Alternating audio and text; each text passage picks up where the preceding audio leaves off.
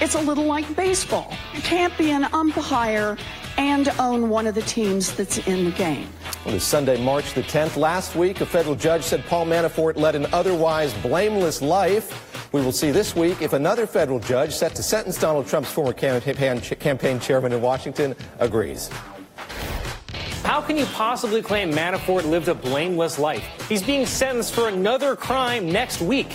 And it's a crime he committed while on house arrest for a third crime.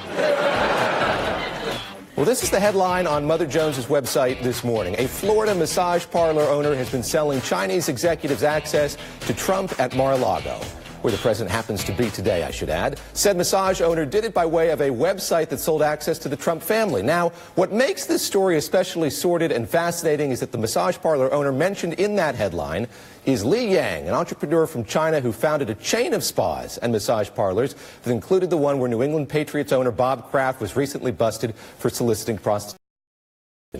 Bob Kraft is a longtime friend of the president who denies any wrongdoing, but that sting targeted a massage parlor Li Yang used to own in Jupiter, Florida. In recent years, her family has contributed close to $60,000 to Republican candidates and causes. Mother Jones and the Miami Herald, which has also reported on this, have illustrated their stories with images from Li Yang's social media profiles, purportedly showing her with various members of the Trump family.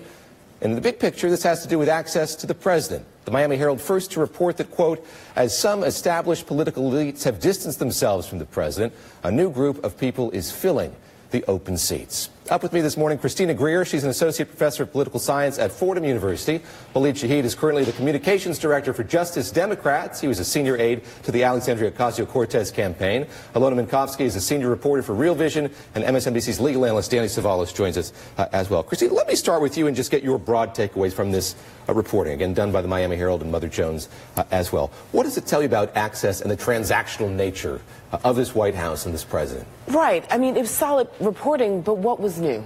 I mean, we know since day one, Donald Trump has essentially, when we think about the Trump Hotel in D.C., anyone who has wanted access to the president has stayed at one of his properties, because we know that he does not read briefs about policy, but he does read his briefs about who's staying at his hotels and how often, right? We know that foreign agents have also stayed at his hotels just to curry favor with him to make sure that he knows that they're interested. So unfortunately for me, this story, as egregious as it was and insulting to the American public as it is, it's not new. I mean, this is how people have been engaging with this president and his family and the entire administration since he was sworn in. Waleed, I'm going to draw from David Corn and his colleagues reporting in Mother Jones just to describe what was reportedly happening here. This company set up with a Chinese language website catering to Chinese executives. And David Corn and his colleagues write, the overall message by the GYUS Investments website, that's the company, seems clear. Hire Yang's company and she can get you close to Trump and his government at Mar-a-Lago and in Washington. What's extraordinary about this in so many ways is how formalized this seemed to be. Yeah, I mean, Donald Trump ran his campaign taking on the global elites and taking on the Chinese and draining the swamp, and it's clear that every month there's a new story that comes out that, you know, just like you were saying, that he has no intention to do any of those things. And I think people like Elizabeth Warren and Bernie Sanders, Kamala Harris, who are running for president, are saying that these are like the most naked, exaggerated forms of elite corruption in this country, but this is something that, you know, the revolving door in American politics usually goes hidden.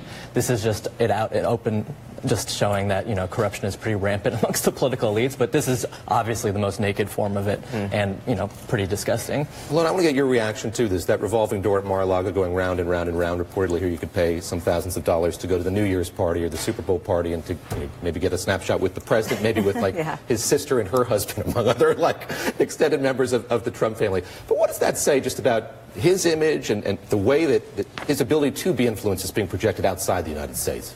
It means that the presidency is for sale, and I think, you know, that's why business people from China or any other country would think that, hey, if I just pay a certain agency a certain amount of money, I can get to Mar-a-Lago and have access to the president. And, you know, to Waleed's point, it's not so different from what we see if you have a big ticket fundraiser where people are charging $5,000 a plate, you know, for any other political candidate out there. It's also, the reason they're doing it is for access, but here you have the president personally profiting off of it because it's happening at his club, and that's the big difference. We talk about emoluments so much, Danny. We've talked about it for well over a year now, and as Ilona mentions, the president's personally profiting from it. Now we see that others in the sort of wider orbit of all of this are profiting as well. Are there legal issues at play here, or is this just something untoward? In fairness, although the emoluments clause has been rarely litigated, the reality is there's an interpretation of it that says that the president has to directly benefit from his official acts. In other words, money in exchange for an official act. The Trump team's position would be that if he's getting this income stream from Trump Org itself, that doesn't violate the emoluments clause, although reasonable minds can differ. The thing is, though, we have to take a step back and say, since political time immemorial, people have been giving contributions or paying money, like you said, for a rubber chicken dinner, for a photo op, which I've always thought is a tremendous risk for these politicians, because sooner or later it's going to be very embarrassing. They get a picture taken with the Zodiac or some other distasteful person, and it comes back to haunt them. But it's always been the case since the beginning of politics that you can give campaign contributions as long as it's not an exchange for an explicit promise for some official act. It is legal, even though it may be odious. Christina Greer, I'm going to read another line here from that piece in Mother Jones. If the posted photos are authentic, and I mentioned how there are lots of social media photos accompanying it, she, the founder of this company, has been able to get Chinese clients at least into the Trump circle for a quick pick. There is a sign that the Chinese immigrant and the Trump donor has used her contacts to go from massaging clients to massaging influence. I mentioned just the weirdness of these stories converging. A few weeks back, we were talking about the sting operation in Jupiter, Florida, on these massage parlors.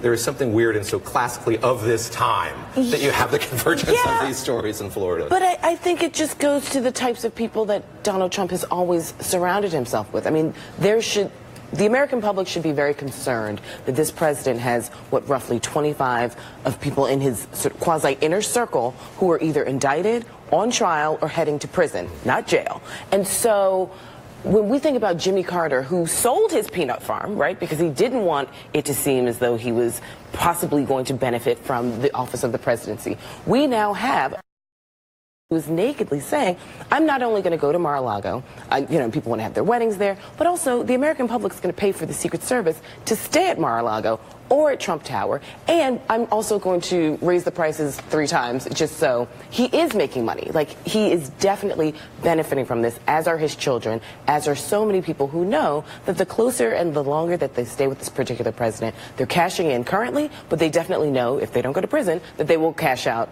once he leaves office big time. Waleed, you've been through a campaign recently. You're working on campaigns and politics presently. I want to read a line from the Miami Herald here just about the broader implications of this. As some established political elites have distanced themselves from the president, a new group of people is filling open seats at political events. Danny bringing up the rubber chicken dinners and all of that. What does this say about fundraising and the economy surrounding campaigning in 2019? Well, I feel like a lot of Americans don't trust the way that campaigns run, frankly, rightfully, because it's so open to, rich people and these big corporate funders and executives to just buy politicians. And it ends up rigging the political system for the people at top. It ends up preserving every form of hierarchy in this country where working people can't enter into political office, don't see themselves reflected in political office. And so, like we were talking about earlier, it's like the most exaggerated form of, getting around campaign finance law and catering to corporate donors that affects both parties. But I just think that it's clear that he's been enriching himself through the relationship with Mar-a-Lago. He's been using government as like a tool to just curry favors with elites and vice versa, elites to curry favors with him. And at the end of the day, we have a broken campaign finance system that allows this stuff to go around. It's legalized.